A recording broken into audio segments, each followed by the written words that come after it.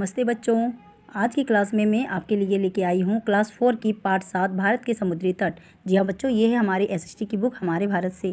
तो इसका हम लोग अभ्यास शुरू करते हैं। तो इसमें पहला है बच्चों कि निम्नलिखित में रिक्त स्थान भरिए। पहला है भारत का पूर्वी तट बंगाल की खाड़ी के किनारे है जबकि पश्चिमी तट अरब सागर के पास है।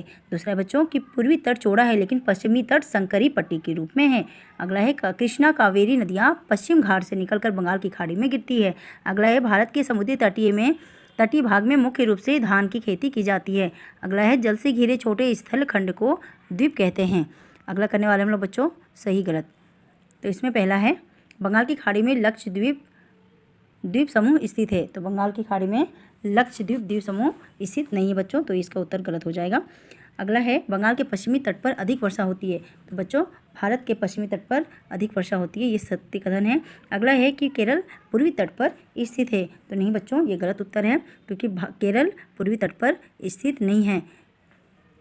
अगला है बच्चों कि समुद्र के पानी को सुखाकर नमक बनाया जाता है। तो बच्चों ये सत्य है।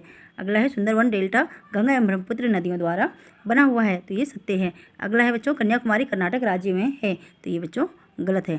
तो ये हमारा सही गलत भी कंप्लीट हो गया बच्चों। अब हम लोग मिलान करेंगे। तो इसमें पहला है बच्चों लक्षद्वीप। तो लक्षद्वीप क्या है बच्चों? तो लक्षद्वीप है द्वीप समूह। अगला है मुंबई बंदरगाह।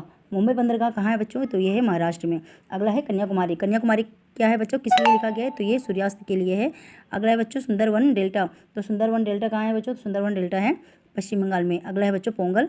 तो पोंगल की कहानी ये है कि ये तमिलनाडु में मनाया जाने वाला त्यौहार है। अगला है बच्चों प्रश्न उत्तर। प्रायद्वीप किसे कहते हैं? तो स्थल का वह भाग जो तीन तरफ से पानी या समुद्र से घिरा हो उसे प्रायद्वीप कहते हैं। अगला क्वेश्चन है अरब सागर के तट पर स्थित राज्यों के नाम लिखिए। तो अरब सागर के तट पर स्थित राज्य केरल, गुजरात, महाराष्ट्र और कर्नाटक है। अगला है बच्चों कि उड़ीसा किस समुद्र के तट पर है? तो उड़ीसा बंगाल की खाड़ी तट पर स्थित है। अगला है भारत के पश्चिमी तट पर वर्षा अधिक क्यों होती है? तो पश्चिमी घाट में पर्वत के कारण भारत के पश्चिमी तट पर वर्षा अधिक होती है। कन्याकुमारी किस राज्य में पड़ता है? कन्याकुमारी तमिलनाडु राज्य में पड़ता है। पूर्वी तट बीच बीच में कटा क्यों है? ऐसा नदियों और ज्वालामुखियों के कारण है। तो पूर्वी तट पर स्थित 4 बंदरगाहों के नाम लिखिए। तूतीकोरिन, विशाखापट्टनम, पारादीप और कोलकाता इसका उत्तर होगा बच्चों। अगला है सुंदरबन डेल्टा किन नदियों के द्वारा बना हुआ है? तो सुंदरबन डेल्टा गंगा और ब्रह्मपुत्र नदियों के द्वारा बनाया गया है। अगला है भारत को इसके समुद्र तट से होने वाले 2 लाभ बताइए।